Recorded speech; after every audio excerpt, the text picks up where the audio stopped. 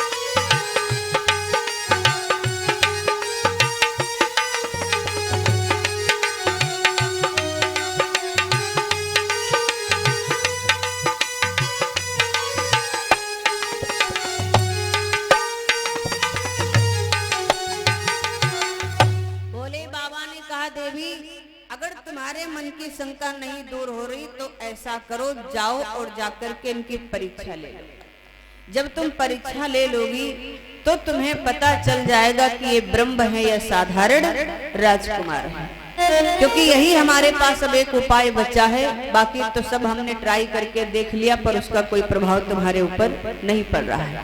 अब जाओ देवी, जाकर के परीक्षा ले लो।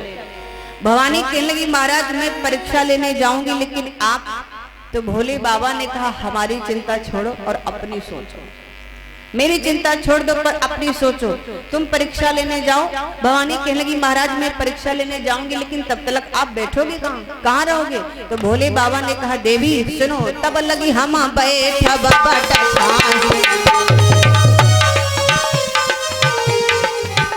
भवानी तुम परीक्षा लेने जाओगी तो सुनो, जब तक तुम परीक्षा लेकर वापस नहीं आ जाओगी तब तक मैं यहाँ से जाने वाला नहीं। और सुनो, रही बात बैठने की तो वो भी सुन लो। क्या बोले भोले बाबा? तब लगी हम बैठब बट छाई भवानी, तब लगी हम बैठब बट छाई, जब लगी तुम आई हो मम पाई।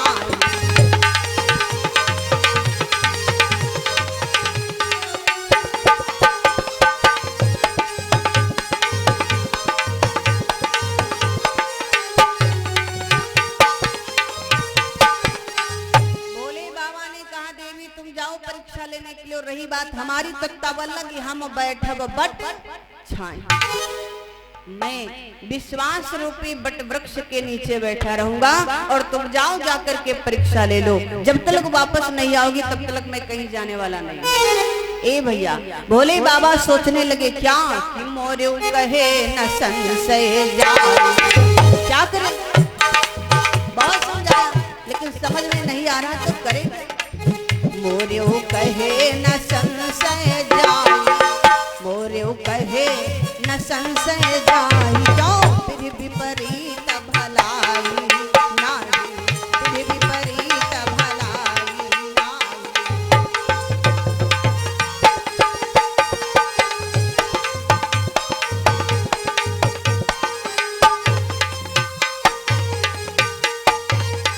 भोले बाबा सोचने लगे, देवी अब तो तुम जाओ जाके परीक्षा ले लो। क्यों? क्योंकि मेरे कहने से तुम्हारे मन का संशय दूर नहीं होगा, तुम्हारे मन की शंका दूर नहीं होगी, क्योंकि हमने तो भली बात समझाया ये ब्रह्म है, लेकिन तुम मानने के लिए तैयार नहीं हो। इसलिए मेरे समझाने से तुम्हारे मन की शंका दूर नहीं होने वाली। अब तुम जाओ और जाकर के उनकी परीक्षा ले लो, इनकी परीक्षा ले लो। जब तुम परीक्षा ले लोगी तो तुम्हें पता चल जाएगा। और भैया अंत में भोले बाबा बोल पड़े, क्या? अरे हुई है सोई जो राम रचि राखा,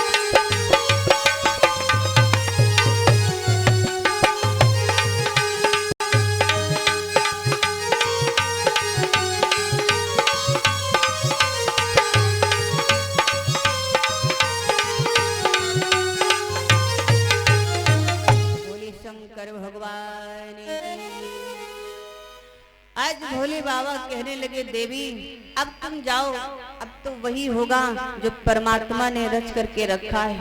और भैया हम कितना भी परिश्रम कर लें, कितनी भी मेहनत कर लें किसी काम को करने के लिए, लेकिन जब तक भगवान की कृपा नहीं होगी तब तक हमारा वो काम सफल नहीं होगा, तब तक हमारा वो कार्य सफल नहीं होगा। कितना भी हम परिश्रम क्यों न कर लें, कितनी भी मेहनत क्यों न कर लें, लेकिन मेहनत करने के साथ साथ, परिश्रम करने के साथ साथ भगवान की कृपा होना अति आवश्यक है। क्योंकि भोले बाबा ने बड़ी मेहनत की, भोले बाबा ने बड़ा परिश्रम किया भगवती को समझाने का। अंत में समझाते समझाते हार गए। क्यों हारे? भोले बाबा ने किसी को कोई बात समझा दी, उसने मान ली, पर भगवती ने क्यों नहीं मानी, सती जी ने क्यों नहीं मानी? कारण था क्या? क्योंकि इनके ऊपर भगवान की कृपा नहीं थी। भैया बड़ा सुंदर भाव भी दिया कि परिश्रम करे कोई, परिश्रम करे कोई कितना भी लेकिन, परिश्रम करे कोई कितना भी लेकिन, कृपा के बिना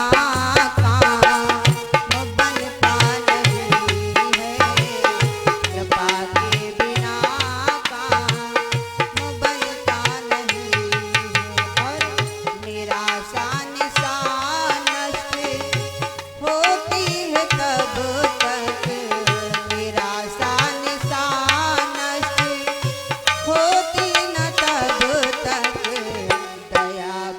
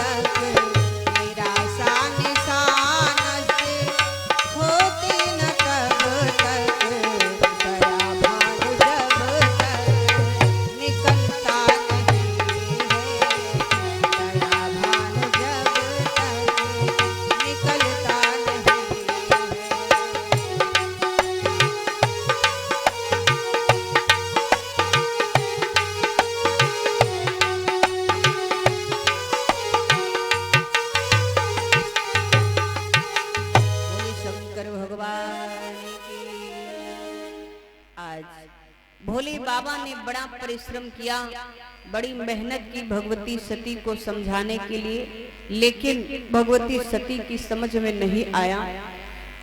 अंत में भोले बाबा ने कह दिया, देवी अब तो तुम जाओ और जाके इनकी परीक्षा ले लो, तुम्हें पता चल जाएगा।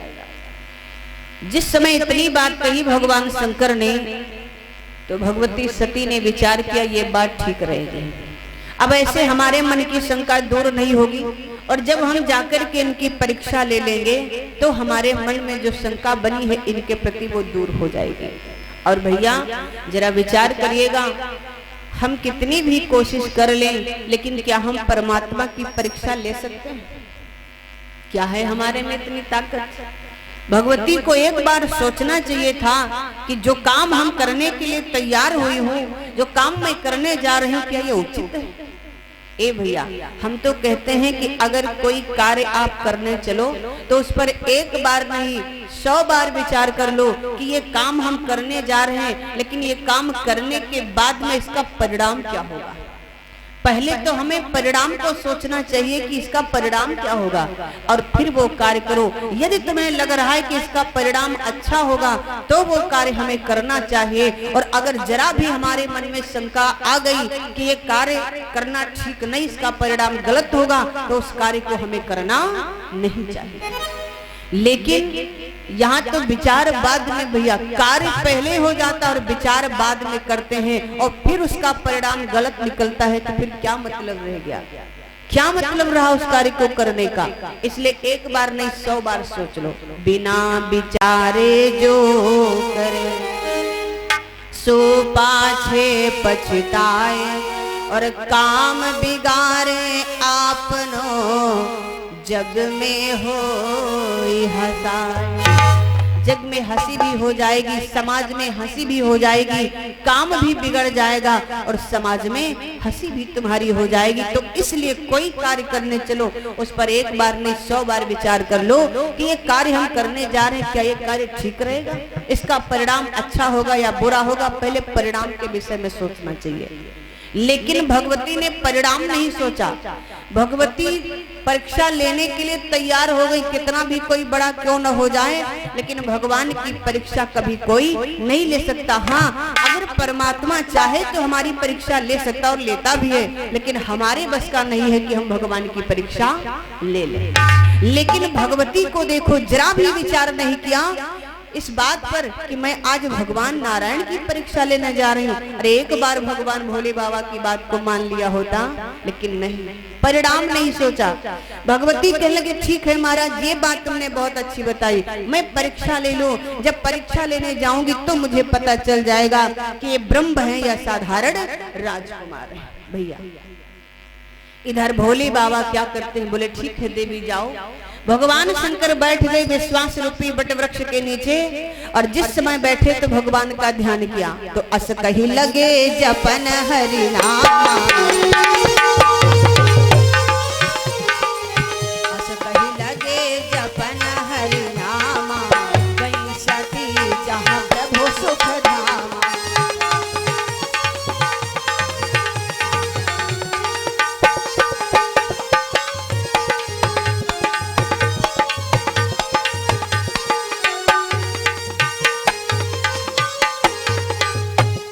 कही लगे जपन हरि नामा, ओ गई सती जहाँ प्रभु सुख धाम। आज भगवती गई है कहाँ? ए भैया, भगवान को क्या बतलाया गया?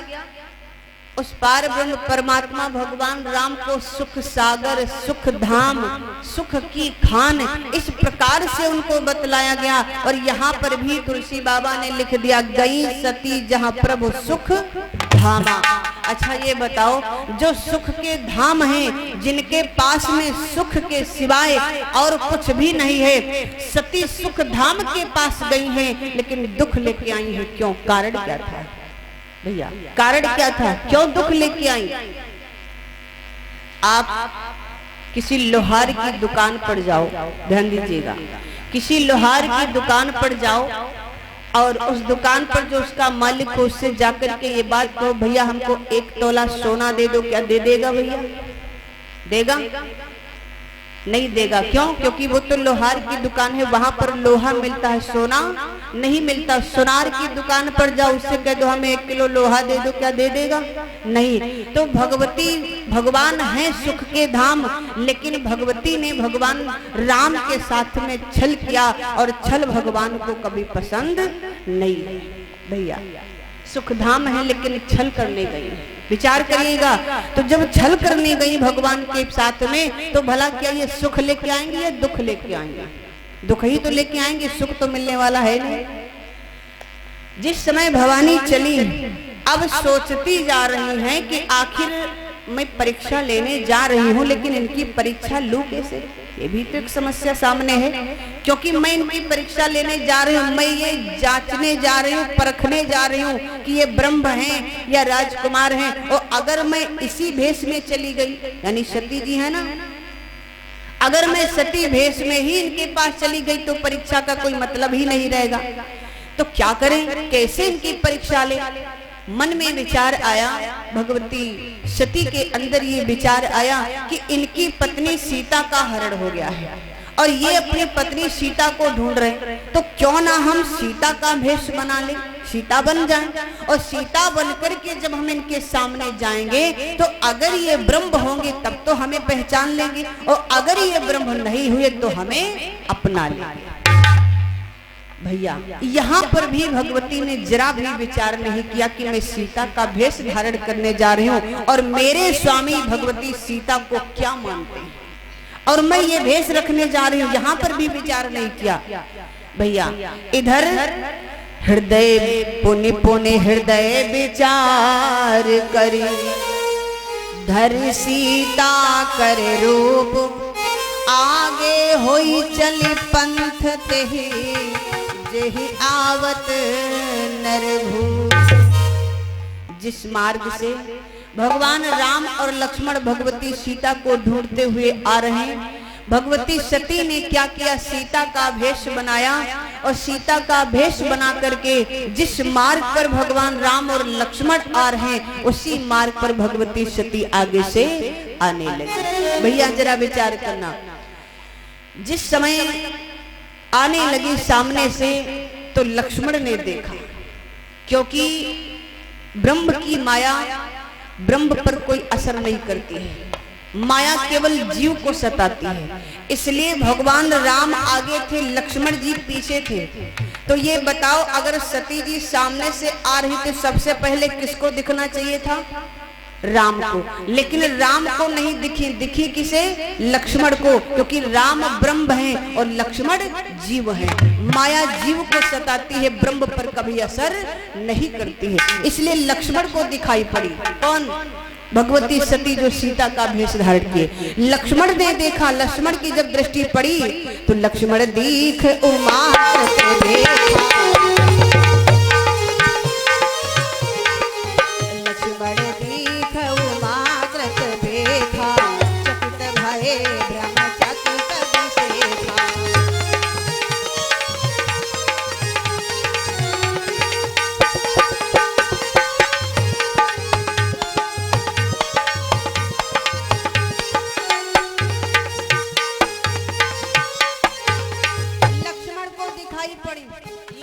देखा, लक्ष्मण जी विचार करने लगे कि भैया तो हमसे आगे हैं, अगर माता सीता हमें दिखाई दे गई तो भैया हमसे आगे हैं, भैया ने भी देखा होगा। लेकिन यहाँ पर हमारा बोलना ठीक नहीं है। कहते हैं जहाँ पर बड़े अपने से बड़े लोग बैठे बात कर रहे हैं, वहां पर छोटों को बोलने का कोई अधिकार नहीं होता है, या फिर उनमें से कोई कहे कि भैया तुम बोलो, तब छोटे को बोलना चाहिए, अन्यथा बोलना नहीं चाहिए। यहाँ पर लक्ष्मण ने सोचा कि मेरा बोलना ठीक नहीं, लक्ष्मण जी मर्यादित हैं भैया। लक्ष्मण जी सोचने लगे कि जब मैं तो भैया के पीछे हूँ, जब मुझे माता सीता नजर आ गई तो क्या भैया ने नहीं देखा होगा? बिल्कुल देखा होगा, और अगर नहीं देखा होगा तो देख लेंगे। इसलिए लक्ष्मण जी कुछ नहीं बोले, अपनी जगह पर शांत रहे। लक्ष्मण जी शांत रहे। जिस समय भगवान राम ने देखा तो भगवान राम तो जान गए कि ये कौन है, क्या बनी चली आ रही है।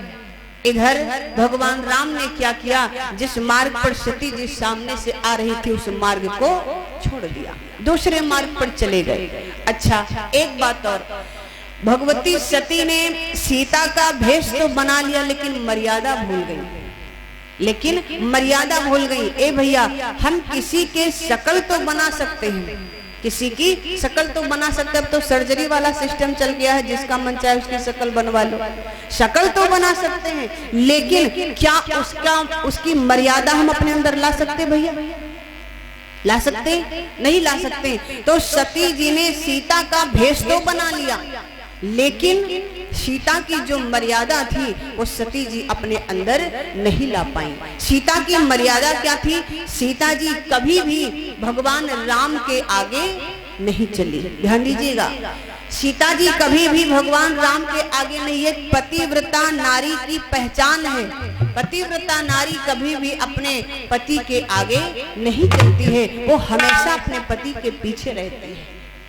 भगवती सीता की ये मर्यादा थी, कभी भी भगवान राम के आगे नहीं चली, हमेशा राम के पीछे चली। लेकिन यहाँ पर क्या देखा कि सती जी सीता का भेष धारण कर लिया, लेकिन मर्यादा भूल गई। आज सती जी सामने से आने लगी, भगवान राम तो जान गए अंतर्यामी है कि तुम कौन हो, इसलिए सोचा भगवान राम ने कि हमारी तुम्हारी मुलाकात ना हो, ज्यादा ही बढ़िया। इसलिए मेरे राम ने उस मार्ग को छोड़ दिया और दूसरे मार्ग पर चले गए।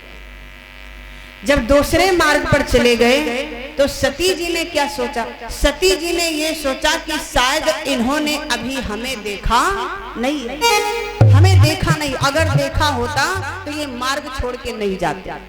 अब सती जी क्या करती, भगवान राम और लक्ष्मण जब दूसरे मार्ग पर चलने लगे तो सती जी ने भी वो मार्ग छोड़ दिया और दूसरे मार्ग पर खुद भी पहुंच गई, खुद पहुंच गई।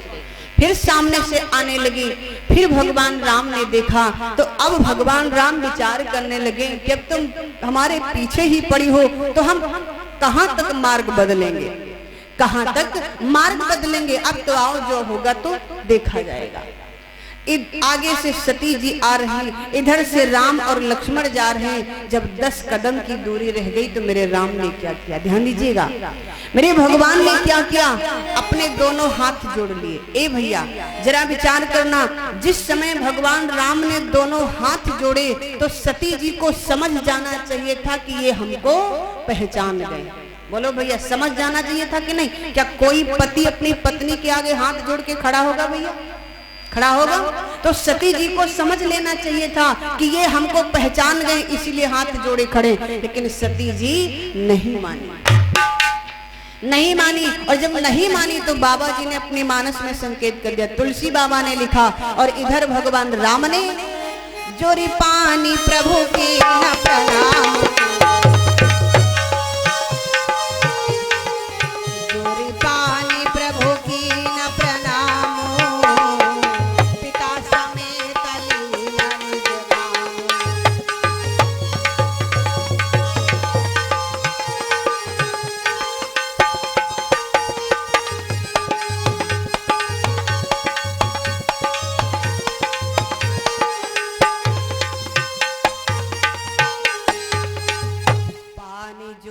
प्रभु कीन प्रणाम, पिता समेत लीन निज नाम। पहले भगवान राम ने हाथ जोड़े, पहला संकेत दे दिया भगवान राम ने कि तुम हमें पहचान लो, हम कौन हैं, हम कौन हैं। लेकिन सती जी नहीं मानी। फिर भगवान राम ने क्या किया, प्रणाम किया। ये दशरथ नंदन राम आपको प्रणाम करता है।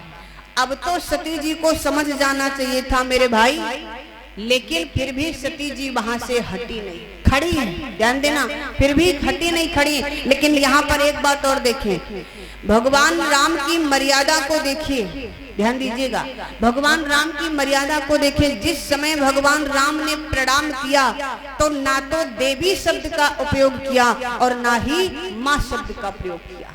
ध्यान दीजिएगा, क्योंकि राम तो समझ गए कि ये कौन है। और भगवान राम भोले बाबा को अपना पिता मानते हैं और भगवती सती को माँ मानते हैं। और भगवान शंकर भगवान राम को अपना पिता मानते हैं और भगवती सीता को माँ मानते हैं। यहाँ पर मेरे राम की मर्यादा देखें, भगवान राम ने ना तो देवी शब्द का प्रयोग किया और ना ही माँ शब्द का प्रयोग किया। क्यों? केवल ऐसे ही कह दिया, ये दशरथ नंदन राम आपको प्रणाम करता है। ना तो देवी शब्द लगाया ना तो माँ शब्द लगाया। क्यों? भगवान राम ने विचार किया, ये है तो माँ हमारी और खड़ी है सीता का भेष धारण किए, अगर मैं इन्हें माँ के रूप में संबोधित करता हूँ तो देवी शब्द का अपमान हो जाएगा, और बनी सीता खड़ी है, अगर मैं देवी शब्द का उपयोग करता हूँ तो माँ शब्द का अपमान हो जाएगा। इसलिए ना तो देवी कहा और ना ही माँ कहा। लेकिन अभी तक सती वहां से हटी नहीं, खड़ी, तो फिर दोबारा भगवान राम बोल पड़े, क्या कहो बहोरी कहाँ वृष के तू, कहो बहोरी कहाँ वृष के तू, विपिन अकेले फिरो के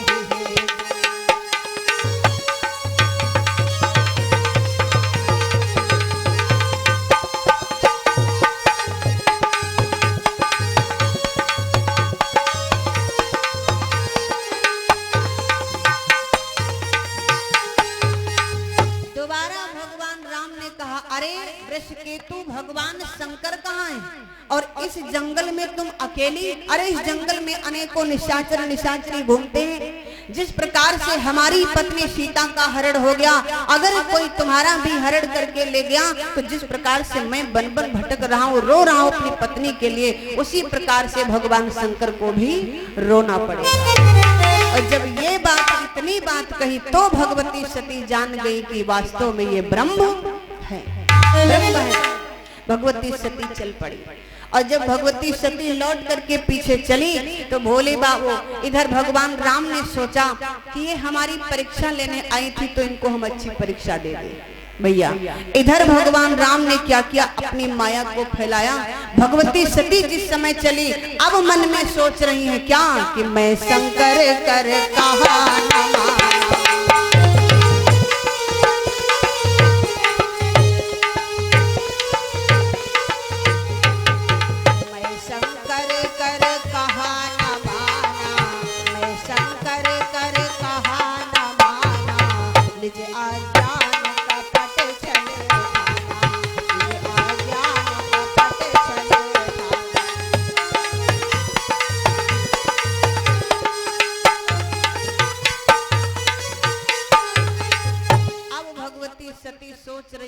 शंकर कर कहा न माना, निज अज्ञान कपट छल। मैं अपने भोले बाबा अपने पति की बात को नहीं माना और आकर के इनके साथ में छल और कपट किया। मुझे ऐसा नहीं करना चाहिए था, लेकिन अब बताओ, अब सोचने से क्या मतलब है? अब सोचने से कोई मतलब है? क्योंकि बड़ा सुंदर भाव भी दिया गया, क्या कि चुनी डारो चिड़ैया लिखे, चुनी डारो चिड़ैया लिखे, करीना तूने रख